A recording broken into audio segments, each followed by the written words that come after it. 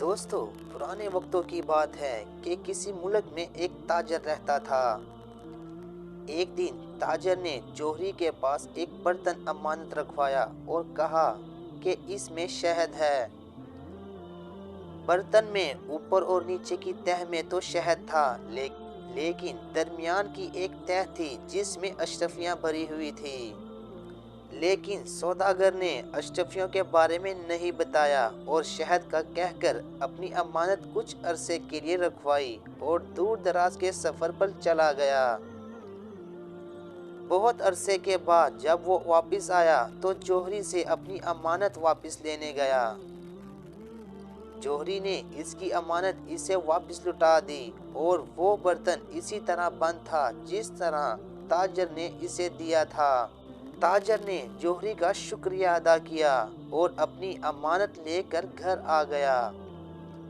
لیکن گھر آ کر جب اس نے برتن کھولا تو اس میں سے صرف شہد ہی نکلا اور درمیانی تہہ میں رکھی ہوئی اشرفیاں غائب تھیں۔ وہ بہت پریشان ہوا اور جوہری کے پاس گیا، لیکن جوہری نے اس کی بات ماننے سے انکار کر دیا اور کہا کہ تم نے میرے پاس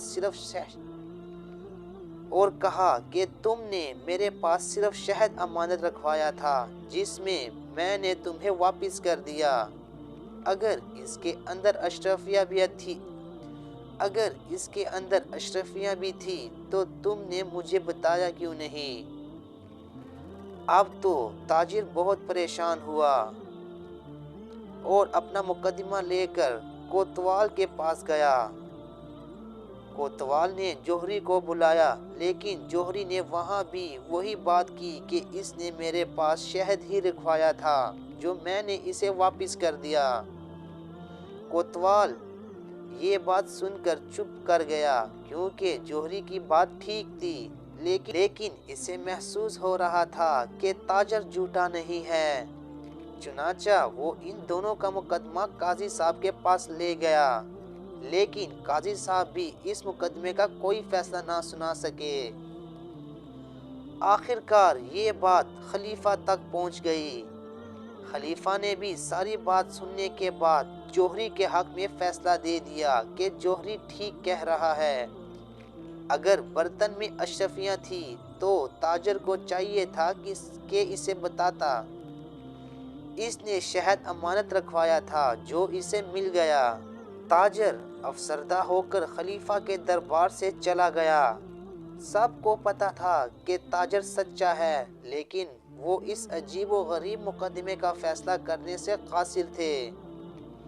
کچھ ہی دن گزرے کہ خلیفہ بھیس بدل کر اپنی عادت کے مطابق شہر کا جائزہ لینے نکل گیا۔ ایک جگہ اس نے کچھ بچے کھیلتے دیکھے جن میں سے ایک خلیفہ بنا ہوا تھا، ایک جوہری بنا ہوا تھا اور ایک تاجر بنا ہوا تھا، اور وہ اسی مقدمے کے بارے میں بات کر رہے تھے۔ خلیفہ رک کر دیکھنے لگ گیا۔ تاجر نے اپنا مقدمہ پیش کیا، جوہری نے ماننے سے انکار کر دیا تو خلیفہ کہ شاہی حکیم کو بلایا جائے۔ ایک بچہ شاہی حکیم کے روپ میں آیا۔ خلیفہ بنے بچے نے اس سے کہا کہ اس شہد کو چکھ کر بتاؤ کہ یہ کتنا پرانا ہے۔ شاہی طبیب نے چکھنے کے بعد کہا کہ یہ شہد تازہ ہے، یعنی زیادہ عرصہ پرانا نہیں ہے۔ خلیفہ بنے بچے نے جوہری بنے بچے سے کہا کہ تم نے اس کا برتن کھولا تھا اور شہد نکالا تھا، اب یا تو تم اس کی اشرفیاں واپس کر دو یا پھر سزا کے لیے تیار ہو جاؤ۔ خلیفہ یہ واقعہ دیکھ کر بہت خوش ہوا اور واپس اپنے دربار جا کر جوہری اور تاجر کو طلب کیا اور اسی طرح سے شاہی طبیب کو بلا کر شہد چکھنے کا کہا تو شاہی طبیب نے بتایا کہ شہد تازہ ہے۔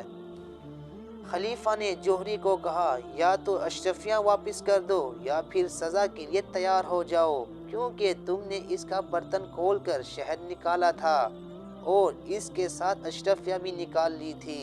جوہری نے تسلیم کر لیا اور تاجر کی اشرفیاں واپس کر دی۔ یوں ایک بچے کی ذہانت سے ایک مشکل مقدمہ کا فیصلہ ہو گیا۔ اور تاجر خوشی خوشی اپنے گھر واپس چلا گیا۔